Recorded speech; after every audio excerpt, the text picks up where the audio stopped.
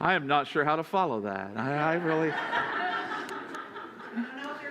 There isn't. That was adorable, wasn't it? So... I know. And that climber kid, man, he's...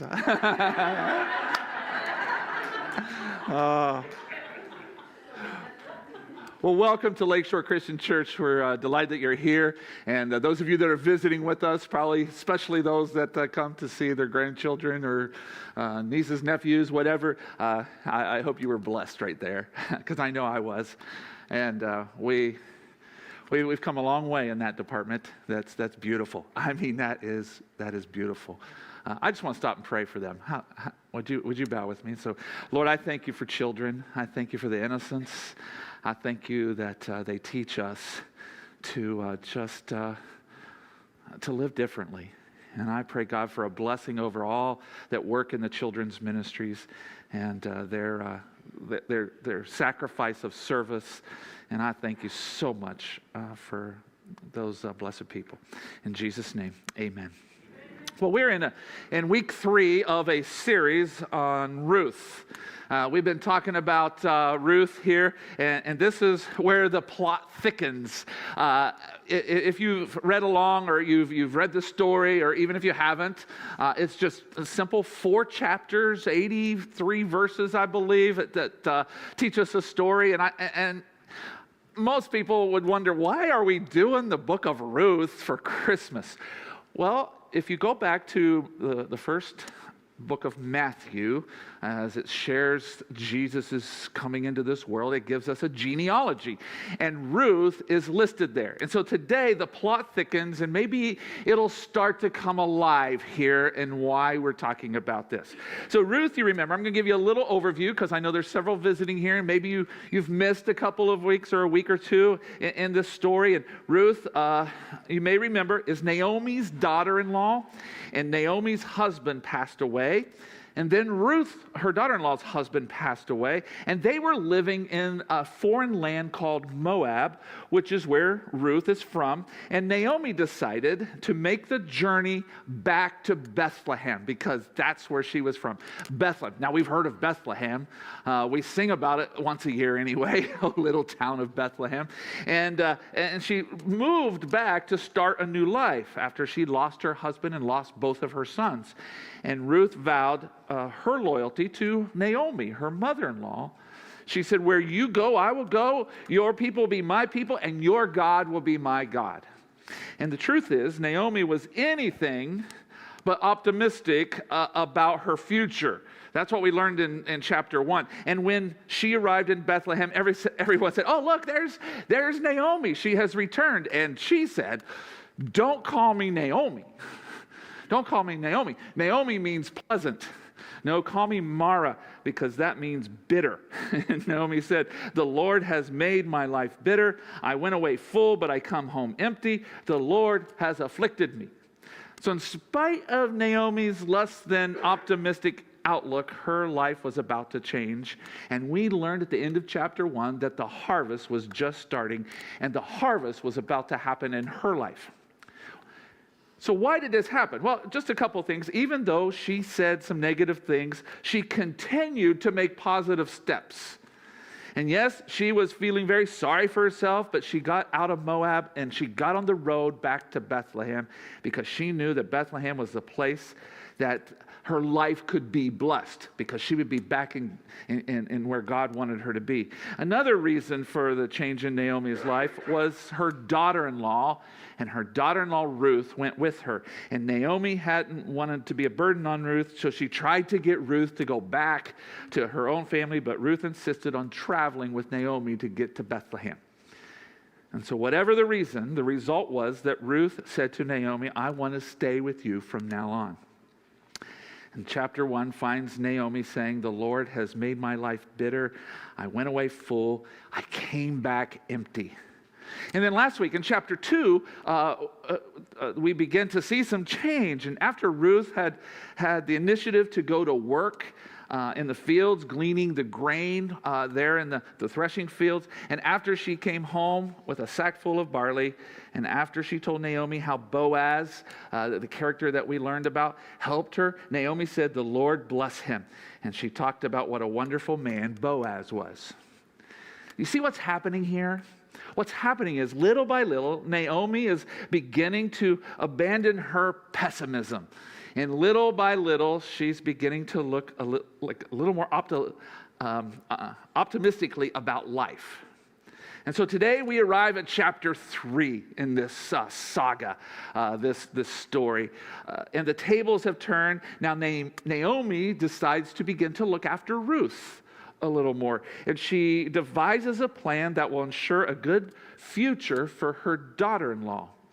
And this chapter references some ancient cultural traditions that aren't easy for us, us people here in 2023 to understand. And some of the things that we find in chapter 3, we're like, this doesn't make any sense. I don't understand this. So today, what I thought we would do is weave our way through the story for a few minutes and see some of the oddities here, and then talk about them for a few minutes, and then maybe if we have time, we'll have some lessons that we can learn from this story.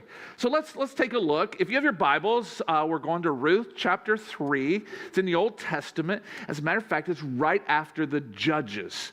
So there's Judges, and then there's Ruth. And at the end of Judges, it says there that everyone did what they thought was right in their own eyes.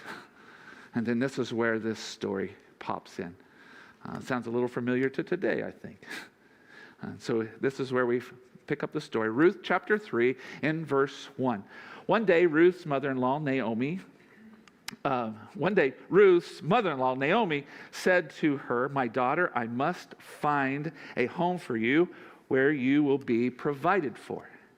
Verse 2. Now Boaz,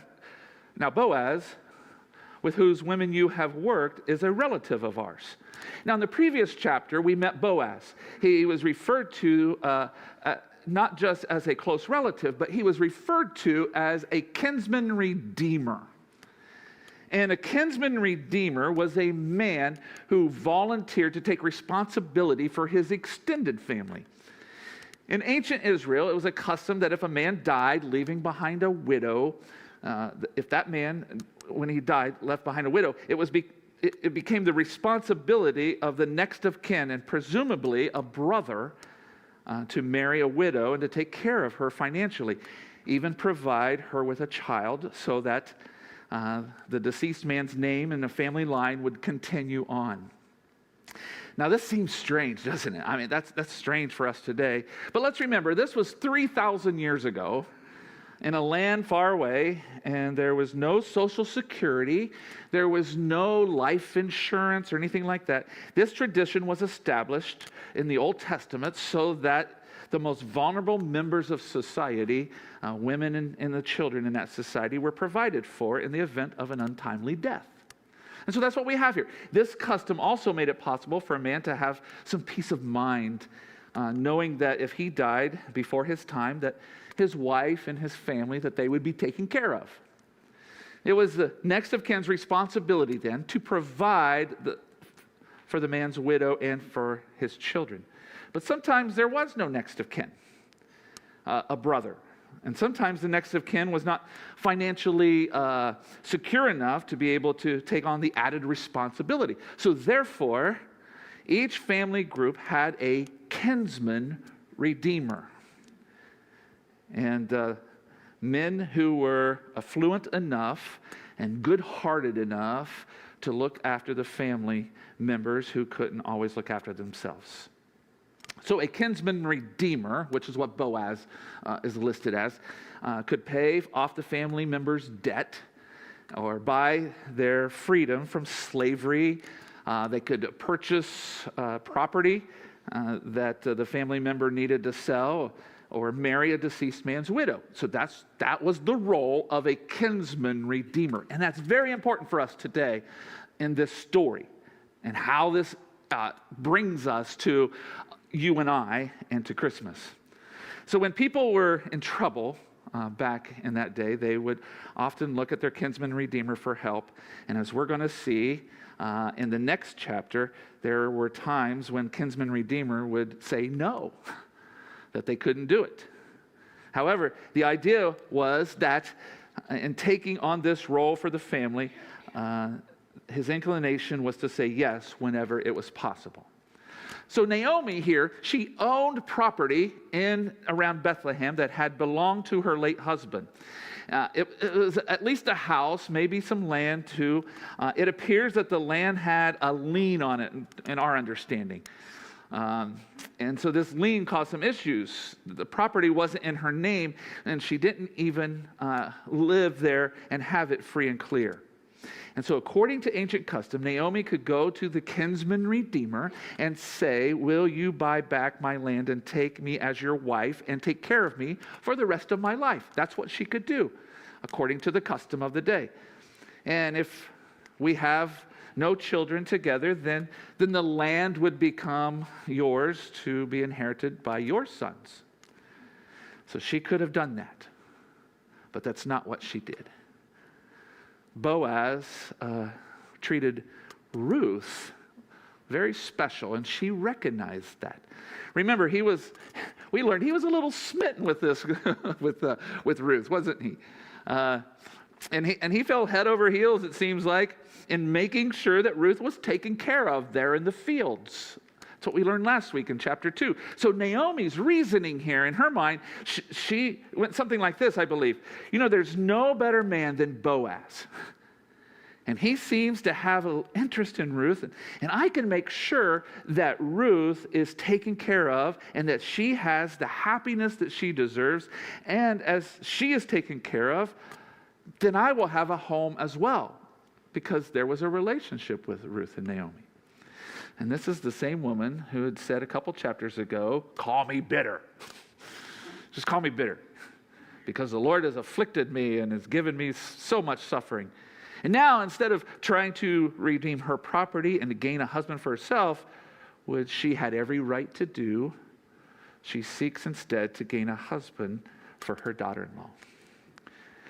Now, last week I quoted Warren Wiersbe from his book, Be Committed. And I want to give you that quote again. This is what he said. If our circumstances changes for better, but we remain the same, then we will become worse. God's purpose in providence is not to make us comfortable, but to make us conformable to the image of his Son. So Naomi's circumstance, they changed, and she became a better person. And obviously, it would have been better if Naomi had been optimistic all along, right? If she would have been that way. But she didn't. And she didn't continue to compound her misery. So when things get better in her life, she got better. And you'll find that this is true in your life. I know it's true in my life. In the midst of your self-pity, God will oftentimes send something your way that you really haven't done anything to earn. And even in the moaning and the groaning, feeling sorry for yourself, he'll bring a blessing into your life. And I think he does that to give us a chance to change our attitude, if we'll take it. And that's exactly what Naomi did. It's a phase. It's not a permanent condition that she was in. So let's continue in the story, because it gets really interesting from this point on. All right, verse 2. Tonight he will be weaning barley on the threshing floor. Wash and put on perfume. Here we go, right? Wash and put on perfume and get dressed in your best clothes. Then go down to the threshing floor, but don't let him know that you are there until he has finished eating and drinking. When he lies down, note the place where he is lying, and then go and uncover his feet. Okay. And lie down. He will tell you what to do. I will do whatever you say, Ruth answered. So she went down to the threshing floor and did everything that her mother-in-law told her to do. And when Boaz had finished eating and drinking and was in good spirits, he went over to lie down at the far end of the grain pile. Ruth approached quietly and uncovered his feet and laid down.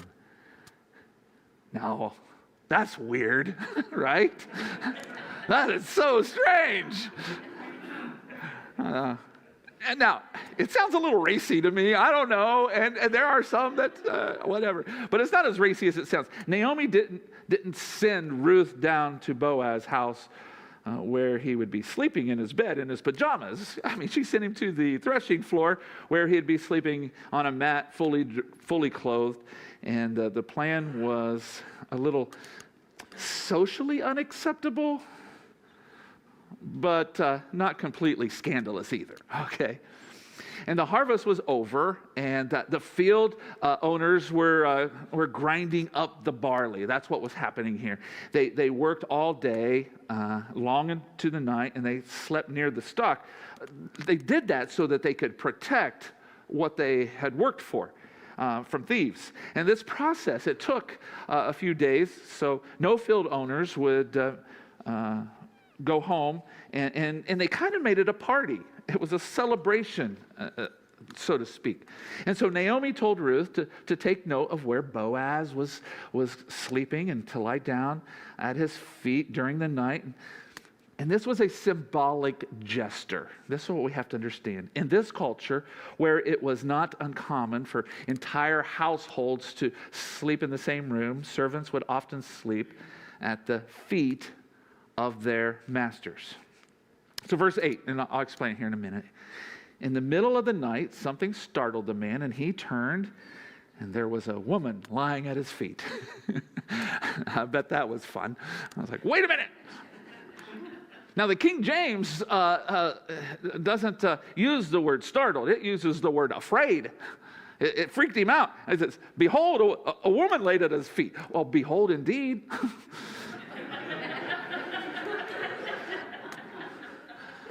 Verse 9, who are you, he asked. Now, that's strange. This is an interesting question. As you see later, it doesn't really mean that he didn't recognize her. He used a colloquial Hebrew phrase asking her to explain herself. In other words, why are you there? What are you doing? What's going on? Verse 9, it continues. I am your servant Ruth, she replied. Spread the corner of your garment over me, since you are my guardian redeemer of the family. Now, this is the NIV saying guardian redeemer. This is the kinsman redeemer, okay? Spread the corner of your covering over me is another symbolic phrase with a specific meaning. And Boaz knew exactly what she was saying. Here's what she was saying. I want to be your wife. That's what this is, okay? Today if a man has a girlfriend and he says, will you give me your hand? You know what that means, right? Will you give me your hand in marriage? And places a ring on it. Well, it's the same here with Boaz. This is this cultural thing, and Ruth's words and actions made it clear what she wanted.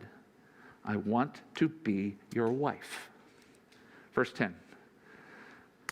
The Lord bless you, my daughter, he replied. This kindness is greater than that which you showed earlier. You have not run after a younger man, whether rich or poor. So obviously, Boaz was older.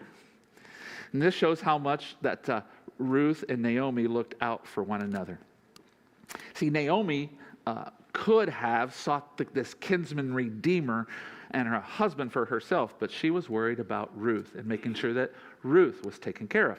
And Ruth, on the other hand, would have been within her right to seek out a younger guy closer to her own age and start a new life with him from scratch. And she would have had no obligation to see that Naomi was provided for. So when Ruth came to Boaz and said, make me your wife, he knew that part of her motive was to see that Naomi was taken care of as well. Verse 11, and now, my daughter, don't be afraid. I will do for you all that you ask. All the people of my town know that you are a woman of noble character. But then there's a snag. You know, there's always a snag. You know, in these stories, and I hate referring back to Hallmark movies. But those of you that watch Hallmark movies, you know there's always the one thing, right? That always comes in right at the last minute. Well, here it is. Are you ready?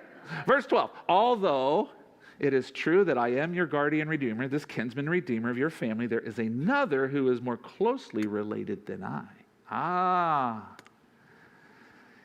Then he says, stay here for the night, and in the morning, if he wants to do his duty as the guardian redeemer, good. Let him redeem you. But if he is not willing, as surely as the Lord lives, I will do it. Lie here until morning. Again, here we arrive at this custom that we don't fully understand. That's because we've grown up with the idea that when you're going to get married, you get married because you fell in love, right? That's what we all imagine. And we probably would prefer it that way. But the fact is that 3,000 years ago, people lived differently and thought differently. And in ancient cultures here, marriage was intended to be a more practical and a functional agreement. Marriages were often arranged, and you didn't marry the person that you fell in love with. You hoped that you would fall in love with the person you married. Interesting. Therefore, according to the law, this guardian redeemer, this kinsman redeemer, closest to the kin of the deceased man, had the right to redeem the property and take responsibility for the family, including the widow of the wife.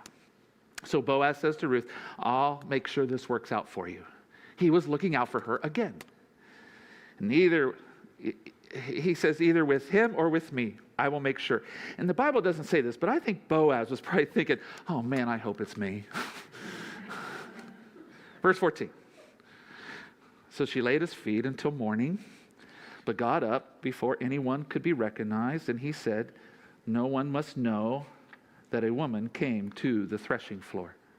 Verse 15. He also said, bring me your shawl here that you were wearing and hold it out. And when she did so, he poured into it 6 measures of barley and placed the bundle on her, and then went back to town. And when Ruth came to her mother-in-law, Naomi asked, how did it go, my daughter? Now, this is the same wording that was asked earlier by Boaz when he found Ruth laying at his feet. Literally, who are you? And she's saying, so what happened? What's going on? Verse 16, then she told her everything that Boaz had done for her, and added, he gave me these 6 measures of barley, saying, don't go back to your mother-in-law empty-handed. Then Naomi said, wait, my daughter, and you will find out what happens. For the man will not rest until the matter is settled today. And that's the end of chapter 3. That's the end of chapter 3. And next week, we're going to see how this all resolves. But here we are at the end of chapter 3. Now, I have said this a couple of times. Redemption is a part of this story. Redemption is a major theme here in Ruth. And within the Bible, redemption means to be bought back.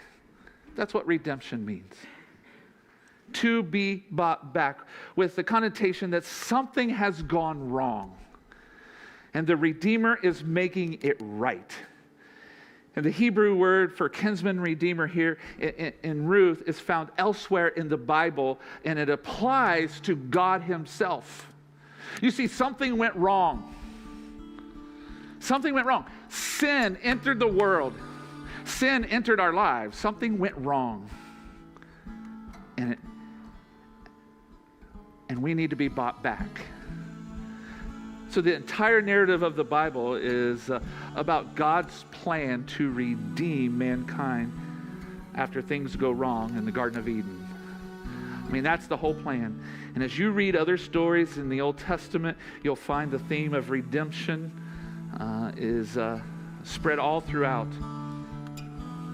Ruth's story is a foreshadowing of God's plan that Jesus will be our Redeemer, that he will come into this world to be our kinsman redeemer when things go wrong. And we need to be bought back. And we were bought back with his blood. and made right before God because of his grace. See, Jesus is a better Boaz. Isn't it amazing to see how God's plan unfolds 1,000 years before Jesus? A picture of a kinsman redeemer is given to us so that we can see the foreshadowing of who Jesus is and how he fits into our story. So we've been bought back. We have a kinsman redeemer.